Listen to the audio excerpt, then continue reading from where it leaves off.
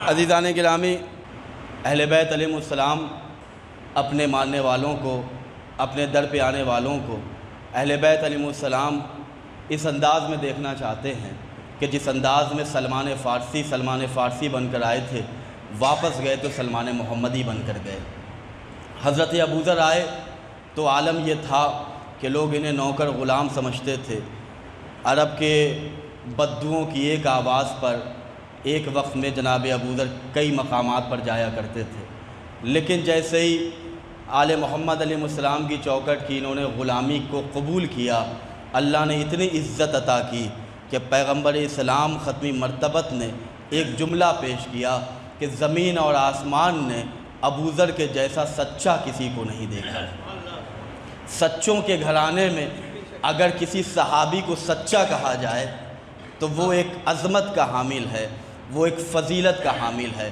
ہم دنیا کے سامنے سر اٹھا کر اسی لیے تو کہتے ہیں کہ اللہ نے ہمیں وہ گھرانہ عطا کیا ہے کہ جہاں کے شہنشاہی فقط سچے نہیں ہیں، ان کی چوکھٹ پہ اگر کوئی غلام دل کی گہرائی سے غلامی قبول کر لیتا ہے تو وہ بھی سچا ہو جاتا ہے، وہ بھی کذب سے دور ہو جاتا ہے، وہ بھی رجس سے دور ہوتا ہے، وہ نجاست سے دور، وہ کثافت سے دور۔ اس لیے کہ اہل بیت علیہ السلام کی چوکھٹ پہ کسی بھی طرح کی برائی کا آنا ممنوع ہی نہیں ہے بلکہ حرام ہے۔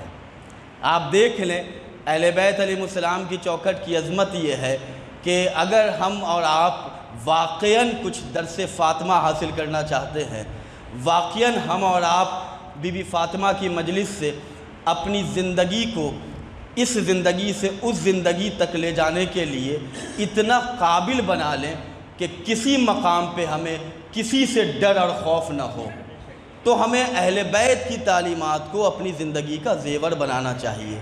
دنیاوی زیور کا کوئی بھروسہ نہیں ہے، کب کس کا اماؤنٹ کم ہو جائے، کرنسی کا بھی کوئی بھروسہ نہیں ہے۔ آپ ہی کے گجرات کے ایک صاحب نے ایسا ایک رات میں بند کر دیا تھا کہ جن کے گھر میں خزانے تھے انہیں جلانے پڑے، پانی میں ڈالنا پڑا، تو اس کا بھی کوئی بھروسہ نہیں ہے۔ کسی کو اپنی شجاعت پہ بھی بھروسہ کرنے کی ضرورت نہیں ہے، اس لیے کہ جب انسان نوجوانی سے جوانی سے ضعیفی کی طرف جاتا ہے تو وہ کہ جو زمین پہ اکڑ کے چلتا تھا وہ اب سر جھکا کے چلتا ہے۔ تو عزیزان گرامی، یہ جو دنیا کی حیت ہے، یہ جو ہمارا ایک اسٹرکچر ہے، اس پہ اگر ہم بھروسہ کر لیں گے تو ہم سے بڑا بے وقوف کوئی نہیں ہوگا۔ بھروسہ کرنا ہے تو خدا کی ذات پہ بھروسہ کریں، بھروسہ کرنا ہے تو امام زمانہ پہ بھروسہ کریں، بھروسہ کرنا ہے تو اس یقین کے ساتھ فاطمہ پر سلام پڑھو کہ ان پر سلام پڑھنے کا اجر جنت ہے۔ عزیزان گرامی، نوفلی نام کا راوی وہ اپنے آبا و اجداد سے روایت نقل کرتا ہے کہ ایک دن ہم صبح بالکل صبح کے وقت شہزادی کونین کے گھر گئے۔ شہزادی نے مجھے صبح کے وقت دیکھا، شہزادی نے سلام کرنے میں پہل کی۔ میں نے شہزادی کی بارگاہ میں اپنی جبین کو جھکایا۔ شہزادی نے مجھ سے پوچھا، آج اتنی صبح کیوں آئے ہو؟ اس نے کہا کہ ہم آپ سے برکت کو حاصل کرنے کے لیے آئے ہیں، آپ سے ہم اللہ کی برکتیں لینے آئے ہیں، آپ کی بارگاہ میں اللہ کی رحمت لینے آئے ہیں۔ شہزادی کونین نے کہا کہ میرے بابا نے مجھ سے کہا ہے، اب یہ کہتا ہے کہ مجھے برکتیں چاہیے، مجھے رحمتیں چاہیے، مجھے آسمان کے خزانے چاہیے، وہ چیز عطا کیجئے کہ جو چیز ہم حاصل نہیں کر سکتے۔ شہزادی کونین نے کہا کہ میرے بابا نے مجھ سے کہا کہ اے فاطمہ، جو مجھ پر اور تم پر 3 روز مسلسل درود و سلام بھیجے گا اس پر جنت واجب ہو جائے گی۔ اللہم صلی علی محمد۔ عزیزان گرامی، کیا کہا؟ 3 روز مسلسل جو مجھ پر فاطمہ اور تم پر 3 روز مسلسل درود و سلام بھیجے گا اس پر جنت واجب ہو جائے گی۔ راوی بڑا چالاک تھا، اس نے ہمارے مسئلے کو اسی وقت حل کر دیا۔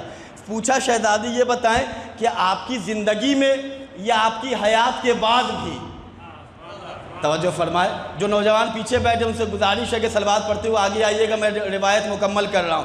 اس نے کہا کہ شہزادی آپ کی حیات میں یا آپ کی حیات کے بعد؟ شہزادی کونین نے کہا جب تک ہم دنیا میں ہیں تب بھی، دنیا سے چلے جائیں تب بھی، جو ہم پر درود و سلام 3 روز مسلسل بھیجے گا اللہ اس پر جنت کو واجب قرار دے گا۔ اب جسے جنت کی جتنی تمنا ہے اتنی بلند ترین شہزادی پہ صلوات بھیج دے۔ عزیزان گرامی، عظمت فاطمہ میں آپ کے سامنے بیان کر رہا ہوں۔ دنیا کی محبت میں گرفتار ہوئیے گا، ذلیل ہو جائیے گا، رسوا ہو جائیے گا۔ میں آپ کو اس محبت کا پتہ دے رہا ہوں کہ جس کے متعلق اللہ کے رسول نے کہا یا سلمان، بڑی عجیب روایت ہے، سلمان فارسی سے رسول اسلام خطاب فرما رہے ہیں کہ حب فاطمہ ینفع فی مئۃ موت ایسر تلک المواتن القبر والموت والمیزان والحساب والصراط والمحشر۔ اللہ کے رسول نے 10 درجے کے ایمان پہ فائز سلمان محمدی سے کہا، سلمان منا اہل بیت سے کہا، اے سلمان، فاطمہ کی محبت 100 مقامات پر فائدہ دے گی۔ توجہ فرمائیے گا، فاطمہ کی محبت 100 مقامات پر فائدہ دے گی۔ ان میں سے آسان ترین مقامات میں سے قبر ہے، موت ہے، حساب ہے، صراط ہے، میزان ہے، محشر ہے۔ اب جسے موت اچھی چاہیے فاطمہ سے محبت کرے، جنت چاہیے فاطمہ سے محبت کرے، صراط کو جسے پار کرنا ہے نبی کی اکلوتی بیٹی صدیقہ سے محبت کرے۔ ایک صلوات پڑھے مل جل کی عظمت صدیقہ طاہرہ پر، اللہم صلی علی محمد۔ آپ حب فاطمہ کا کمال دیکھیں، حب فاطمہ ینفع فی مئۃ موت، 100 مقامات پر شہزادی کی محبت فائدہ دے گی۔ اس میں سے ایسر تلک المواتن، آسان ترین رسول نے کہا کہ یہ مقام ہے۔ ہم جسے سب سے مشکل سمجھتے ہیں، مشکل کشا کی فاطمہ نے اسے آسان بنا دیا۔ توجہ فرمائیے عزیزان گرامی، ہم قبر کو مشکل سمجھتے ہیں، محشر کو مشکل سمجھتے ہیں، ہم حساب و کتاب کو مشکل اچھا حساب و کتاب کا معاملہ بھی بڑا عجیب ہے۔ ہم اور آپ تو اس زمانے کے آدمی ہیں، جب رسول اسلام کا دور تھا تو اس دور میں 2 صحابی کا تذکرہ میں کر رہا ہوں، ایک ابو ذر غفاری اور ایک جناب سلمان۔ رسول اسلام نے دونوں صحابی کو 1 درہم دیا۔ توجہ سے سنیے گا، دنیا کے حساب و کتاب میں یہ کوشش کیجئے کہ دنیا کا حساب و کتاب اتنا آسان ہو کہ محشر کے میدان میں کوئی ڈیفیکلٹی نہ ہو، کوئی پریشانی نہ ہو۔ جناب رسول خدا نے اپنے پیارے صحابی ابو ذر اور سلمان کو 1 درہم دیا۔ فاطمہ زہرا سلام اللہ علیہ کی ایک روایت میں نے کل پیش کی تھی کہ شہزادی نے کہا میں نے تمہاری اس دنیا سے فقط 3 چیزوں سے محبت کی ہے، اس کے علاوہ میں نے کچھ حاصل ہی نہیں کیا۔ شہزادی کون ہے؟ مادر حسنین، بنت رسول الثقلین، امیر المومنین مولائے کائنات کی زوجہ فاطمہ ہے۔ اختیار میں آپ کو بتاؤں، اقتدار حکومت میں آپ کو بتاؤں، جب در زہرا کی حکومت کو دیکھنا ہے تو در زہرا پہ آسمان کا جو سب سے بڑا ستارہ ہے جسے زہرہ کہتے ہیں، وہ در زہرا پہ آتا ہے تو چھوٹا بن جاتا ہے۔ نہیں، جملہ نہیں پہنچا دیدانے گرامی۔ اب در زہرا کی ملکیت میں بتاؤں، جناب حسنین علیہ السلام نے بیان کیا، اماں کل عید کا روز ہے، مدینے کے کیسے کیسے بچے نیا لباس پہنیں گے۔ شہزادی نے ایک جملہ کہا، بیٹا تمہارے لباس درزی کے پاس ہے۔ توجہ فرمائیے، ابھی تک کوئی روایت آپ دکھائیں کہ کہیں جناب حسنین کا لباس کسی ٹیلر کے پاس گیا ہو۔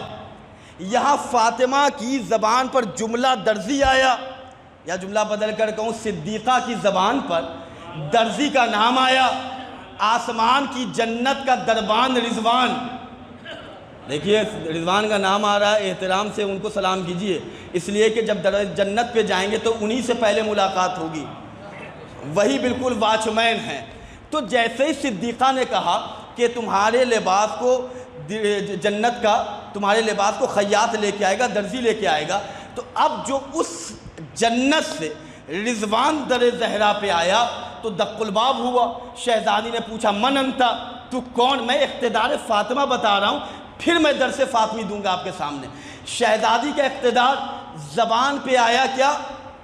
خیاط، ٹیلر، درزی، جنت کا رضوان در فاطمہ پہ آیا، نوک کرتا ہے، کھٹ کھٹ، من انت، تو کون ہے؟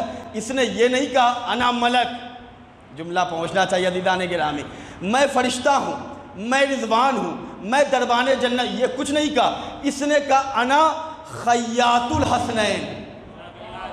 توجہ فرمائیے عزیزان گرامی، اقتدار فاطمہ دیکھیں، کائنات کی ہر شے پر جس بی بی کا اختیار ہے اسے فاطمہ کہتے ہیں، لیکن اس دنیا سے شہزادی نے کیا حاصل کیا؟ 3 چیزیں کل میں نے بتایا تھا، قرآن مجید کی تلاوت، رسول اللہ کی زیارت اور اللہ کی راہ میں قربانی دینا، اللہ کی راہ میں خرچ کرنا۔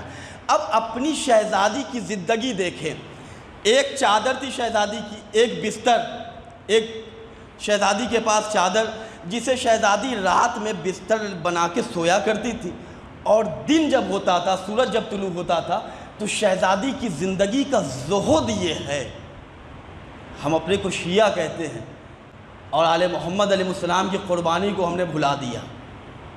شہزادی جس چادر پہ رات میں سوتی تھی، اسی چادر کو، اسی بستر کو دن میں ان کے گھر میں جو جانور تھے ان کی غذا کو فراہم کیا جاتا تھا۔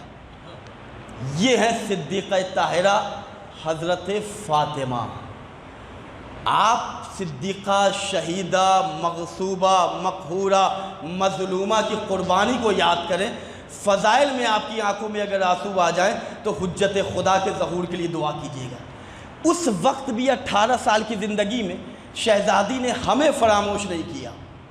ہماری ہدایت کے لیے شہزادی جانتی تھی کہ ایک ایسا دور آئے گا کہ جس دور میں گمراہیوں کا امکان بہت زیادہ ہوگا، ہر طرف پریشانیاں ہوں گی، ہر طرف لوگ ایک دوسرے کو تنگ نظری سے دیکھیں گے، ہر طرف لوگ ایک دوسرے پہ تہمت، وہ دور اتنا خطرناک ہوگا کہ جس دور میں ہدایت کا پرچم تو ہوگا، ہدایت لینے والے نہیں ہوں گے۔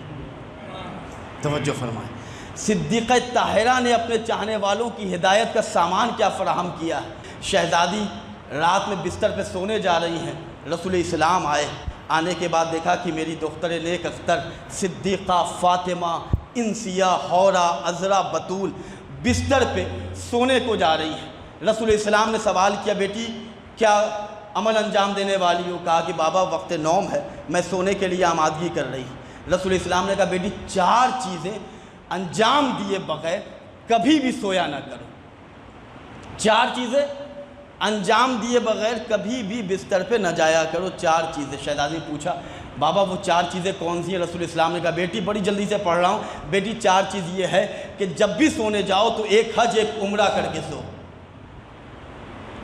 ایک حج ایک عمرہ کر کے، بغیر پاسپورٹ ویزا کے ایک حج ایک عمرے کا ثواب۔ شہزادی نے کہا بابا اور دوسری چیز؟